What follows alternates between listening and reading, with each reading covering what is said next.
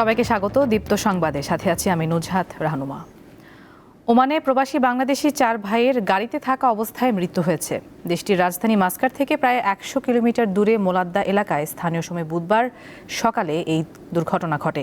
পরে ওই এলাকা থেকে তাদের মরদেহ উদ্ধার করে পুলিশ। নিহতরা হলেন চট্টগ্রামের রাঙ্গুনিয়া উপজেলার লালানগর ইউনিয়নের রাশেদ, শাহেদ, সিরাজ ও শহীদ। 4 জনই ওমানে কর্মরত ছিলেন। ওমান পুলিশের প্রাথমিক ধারণা, দীর্ঘ সময় গাড়ি চালু থাকা অবস্থায় এসি থেকে নির্গত বিষাক্ত গ্যাসের কারণে তাদের মৃত্যু হতে পারে। তবে এটি দুর্ঘটনা নাকি অন্য কোনো কারণ তা নিশ্চিত হতে ময়নাতদন্ত ও মেডিকেল রিপোর্টের অপেক্ষায় রয়েছে পুলিশ। ওমানে অবস্থিত বাংলাদেশ দূতাবাস জানিয়েছে, নিহতদের মরদেহ বর্তমানে স্থানীয় একটি হাসপাতালের মর্গে রাখা হয়েছে। মরদেহ দ্রুত দেশে পাঠানোর জন্য প্রয়োজনীয় প্রক্রিয়া চলছে। আগামী 15 মে 4 ভাইয়ের দেশে ফেরার কথা ছিল। মাতৃগর্ভের সন্তান মেয়ে না ছেলে, এটা জানতে চাওয়া কি শুধুই কৌতূহল, নাকি এর পেছনে লুকিয়ে আছে অন্য কিছু? চিকিৎসকরা বলছেন, জন্মের আগে শিশুর লিঙ্গ পরিচয় প্রকাশ গর্ভবতী মাকে অনেক সময় চাপে ফেলে দেয়। আর আইনজীবীদের মতে এতে অনেক সময় কন্যা শিশু হত্যার প্রবণতা বাড়ায়। এমন পরিস্থিতিতে গর্ভের শিশুর লিঙ্গ নির্ধারণ ও প্রকাশকে বেআইনি ঘোষণা করে একাধিক গুরুত্বপূর্ণ নির্দেশনা দিয়েছে হাইকোর্ট। অনাগত সন্তান ছেলে নাকি মেয়ে হবে তা জানার জন্য সমাজে এক অসুস্থ প্রতিযোগিতা চলে আসছে দীর্ঘকাল ধরে। এই কৌতূহল অনেক সময় রূপ নেয় সামাজিক বৈষম্য আর মেয়ের ভ্রূণ হত্যার মতো অপরাধে। মায়েদের অভিজ্ঞতায় উঠে এসেছে সমাজের এই নির্মম বাস্তবতা। তো আমার শুধু একটা শব্দ বারবার কানে বাজছিল, আহারে বাবাটা দেখে যেতে পারলো না, আমরা চাই ওর জন্য একটা ছেলে বেবি হয়, ওর জন্য বাবা ফিরে আসে। যে অনাগত সন্তান আমার গর্ভে আছে, যে আসবে পৃথিবীতে, সে সুস্থ হয়ে আসবে, একটা সন্তান আসবে, এতে মানুষ খুশি হতে পারছে না। সে ছেলে হতে হবে কিংবা মেয়ে হতে হবে, সেই এক্সপেকটেশনটা তাদের কেন এত বেশি থাকবে?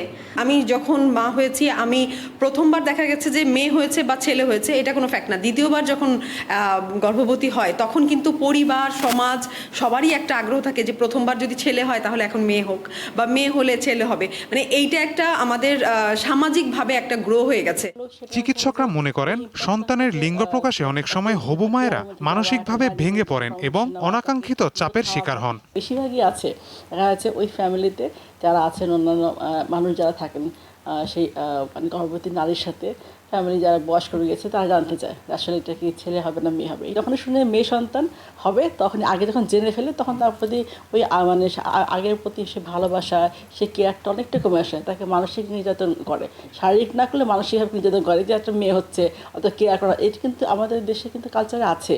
2020 সালের 26 জানুয়ারি সুপ্রিম কোর্টের আইনজীবী ইসরাত হাসান গর্ভের শিশুর পরিচয় প্রকাশ বন্ধে একটি রিট আবেদন দায়ের করেন। 2024 সালের 25 ফেব্রুয়ারি রায় ঘোষণার পর সোমবার প্রকাশিত পূর্ণাঙ্গ রায়ে আদালত স্পষ্ট বলেছে, অনাগত শিশুর লিঙ্গ নির্ধারণ ও প্রকাশ নারীর প্রতি বৈষম্য, কন্যা শিশু হত্যার প্রবণতা, সামাজিক ভারসাম্যহীনতা এবং সাংবিধানিক অধিকারের পরিপন্থী। আমাদের দেশে আসলে নারীদেরকে অবহেলা করা হয়, তাদের প্রতি অবিচার করা হয়।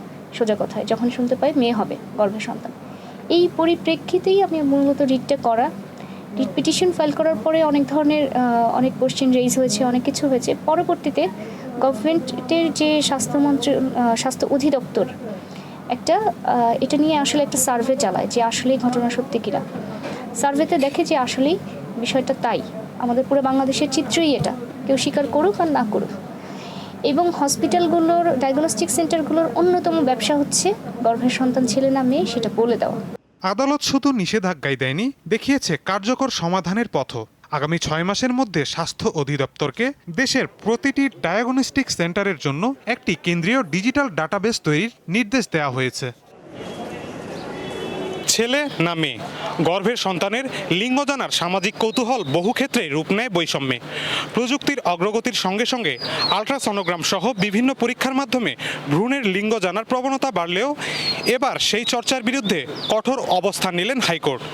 সুপ্রিম কোর্ট প্রাঙ্গণ থেকে মাহিদুর রহমান, দীপ্ত সংবাদ, ঢাকা। সাম্প্রতিক বৃষ্টিতে সুনামগঞ্জের হাওরে নষ্ট হয়েছে কৃষকের ফসল। এতে একদিকে যেমন ভুক্তভোগী কৃষকের পরিবারে খাদ্য অনিশ্চয়তা তৈরি হয়েছে, তেমনি পশু খাদ্যেরও অভাব দেখা দিয়েছে। সুনামগঞ্জ থেকে এই বিষয়ে জানবো সহকর্মী জাকারিয়া আহমদের কাছ থেকে। সুনামগঞ্জে অতিবৃষ্টিতে জলাবদ্ধতায় ডুবে যাওয়া হাওরের ধানের সঙ্গে খড় পচে যাওয়ায় গরুর খাবার নিয়ে দুশ্চিন্তায় পড়েছেন কৃষকরা। সারা বছর নিজের খাবার জোগানোর চিন্তার পাশাপাশি গরুর খাবার নিয়েও উদ্বিগ্ন তারা। এ অবস্থায় হাওর জুড়েই শুরু হয়েছে কম দামে গরু বিক্রয়। গরুর কি খাওয়াই নিজে তো খাই দেওয়ার গরুর গাছ তো একবারে পচি গেছে, এই যে এরকম অবস্থা। গরু আছিল 5টা 2টা জ্বালাইছে, আরেকজন পাল পাল্লাই এখন যে 3টা আছে এই 3টা মনে হয় 1 মাস পরে বেশি লাগবে। দাম তো একবারে সস্তা গরু। আগের কিস্ত বিচ্ছি একটা বুঝিনি 60,000 টাকার মাল 40,000 টাকা বিচাইলাম। আমরা ক্ষেত কিস্তি পাইনি দেখি, ওখান গরু ভাল 4টা আছে, ওখানে কিভাবে আমরা পাল মনে কম ধরে বেশি আগামী বছর আমরা এই টাকায় গরু পাইতাম না।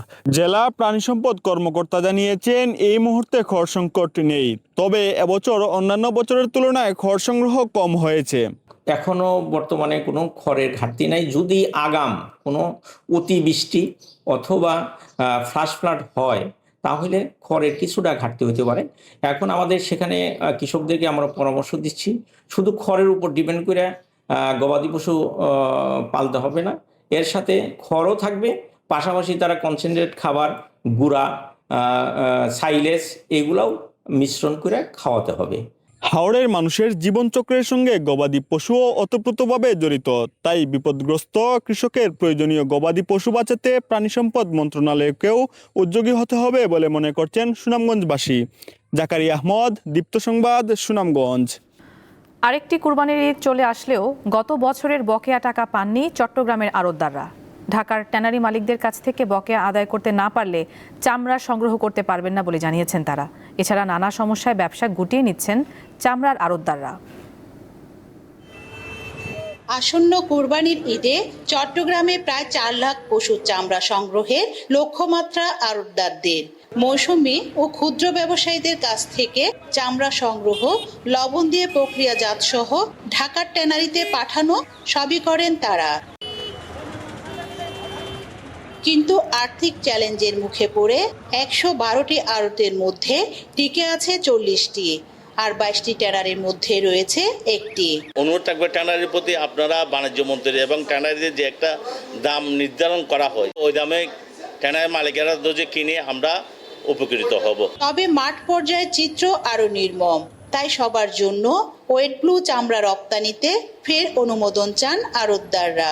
দেশের এই একটা সম্পদ, ওটা যদি রাখতে চাই তাহলে হোয়াইট ব্লু চালু রাখলে হয়তো মনে হয় চামড়া অনেক দাম হবে, ওই যারা পথে রাস্তায় ফেলে দিচ্ছে ওরা আর ফেলবে না। সরকার এরই মধ্যে বিনামূল্যে লবণ দেওয়ার ঘোষণা দিয়েছে, তবে সংকট কাটাতে স্বল্প সুদে ব্যাংক ঋণের সুযোগ চান ব্যবসায়ীরা। সরকারের কাছে অনুরোধ করছি, অন্তত আমরা খাঁচা চামড়া ব্যবসায়ীদেরকে কিছু স্বল্প সুদে যদি লোন দিই তাহলে আমরা চামড়া ব্যবসায়ী আগের মতন আবার ঘুরে দাঁড়াবো। চট্টগ্রামের একমাত্র ট্যানারির পরিচালক বলছেন, এবার 1 লাখের বেশি চামড়া সংগ্রহ করা হবে। মোটামুটি আমাদের চাহিদা আছে। আমাদের দেশে চামড়ার মানটা ডে বাই ডে নিম্নগতি আর কি, যেটা বলে খারাপ। এই জিনিসগুলো যদি আমরা কন্ট্রোল করতে পারি তাহলে আমাদের আর লক্ষ্যমাত্রা 1.5 লাখ পিছিয়ে আমি যেতে পারি আর কি। তবে ঢাকার ট্যানারি মালিকদের কাছে বকেয়া পরিশোধের জট না খুললে চট্টগ্রামের পশুর কাঁচা চামড়া শিল্প অচিরেই মৃত শিল্পে পরিণত হবে বলে শঙ্কা ব্যবসায়ীদের। রুনা আনসারি, দীপ্ত সংবাদ, চট্টগ্রাম। ঠাকুরগাঁওয়ে জনপ্রিয় হয়ে উঠেছে কেজি দরে কুরবানির পশুর বেচাকেনা। প্রচলিত দর কষাকষির পরিবর্তে লাইভ ওয়েট বা ওজনের ভিত্তিতে বিক্রি হচ্ছে কুরবানির পশু। জেলার চিত্র তুলে ধরেছেন সহকর্মী মঈনুদ্দিন তালুকদার হিমেল। হাটগুলো এখনো সেভাবে জমে না উঠলেও ঠাকুরগাঁয়ে যে বিভিন্ন অ্যাগ্রো ফার্মগুলো আছে এখানে এসে সাধারণত ক্রেতারা লাইভ ওয়েটে গরু কেনা করার জন্য ভিড় জমাচ্ছে। আমি এখন আছি বিসমিল্লাহ অ্যাগ্রো ফার্মে। এখানে সেখানকার পরিচালক রফিক ইসলামের সাথে আমি একটু কথা বলতে চাই এবং আসলে এই বিষয়ে তার কাছ থেকে আমি কিছু ধারণা নিয়ে পেতে চাই। রফিক ভাই, আসলে এবার কুরবানি ঈদে আপনি কিরকম সাড়া পাচ্ছেন আর আপনার এখানে কি কি সুবিধা আছে? না, আমাদের এখানে সুবিধা আছে, আমরা লাইভ ওয়েটে গরু বিক্রি করি, ক্রেতা ঠকানোর কোনো সম্ভাবনা নেই। আমরা 450 টাকা দরে দেশি বিদেশি সর্বনিম্ন ছোট বড় আমাদের 80,000 থেকে শুরু করে 7-8 লাখ টাকা দামের পর্যন্ত গরু আছে। তবে তারা যার যেটা পছন্দ তারা দেখে শুনে এখান থেকে নিতে পারে এবং আমাদের হোম সার্ভিস ডেলিভারি দেওয়ার মতো আমাদের ব্যবস্থা আছে। আমাদের নিজস্ব পরিবহনে আমরা সেটাকে সরবরাহ করে থাকি, তবে ক্রেতার খরচে। তবে এখানে একটা জিনিস আমাদের সুবিধা, প্রতিবারের ন্যায় আমরা এবারও এই গরুগুলো আমরা প্রস্তুত করেছি ন্যাচারাল পদ্ধতিতে। কত টাকা কেজিতে আপনারা? আমরা 450 টাকা কেজি ধরে গতবারও বিক্রি করেছি, তার আগের বারও বিক্রি করেছি। আমরা লাইভ ওয়েটে বিক্রি করা শুরু করেছি 2023 সাল থেকে পুরোপুরি।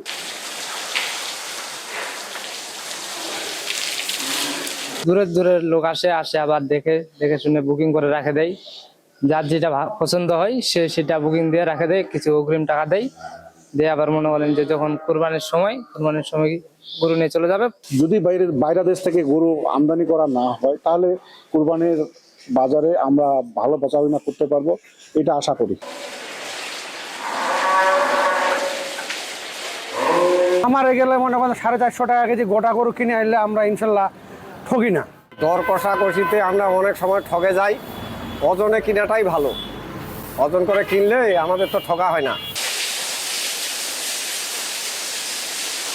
ঠাকুরগাঁয়ের চাহিদার তুলনায় এবার অতিরিক্ত পরিমাণে গরু প্রস্তুত হলেও খামারিরা এবং গরুর মালিকেরা আশা করছেন যে গতবারের তুলনায় এবার ঠাকুরগাঁয়ের গরুর বাজার বেশ জমজমাট হবে এবং গরু থেকে তারা ভালো মুনাফা করতে পারবে। ঠাকুরগাঁও থেকে মঈনুদ্দিন তালুকদার, হিমেল, দীপ্ত সংবাদ। আন্তর্জাতিক প্রসঙ্গ।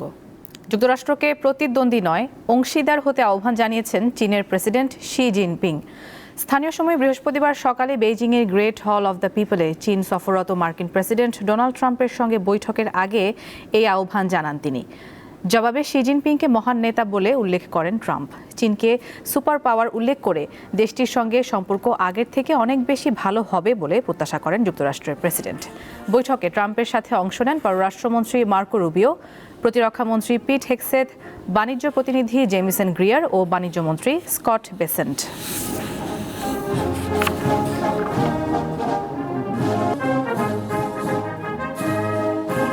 খেলার খবর।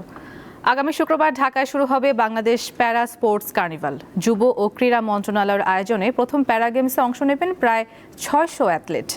1.5 মাসের এই স্পোর্টস কার্নিভালের উদ্বোধনী অনুষ্ঠানে শুধু মাঠের লড়াই নয়, প্যারা অ্যাথলেটরা অংশ নেবেন ডিসপ্লেতে।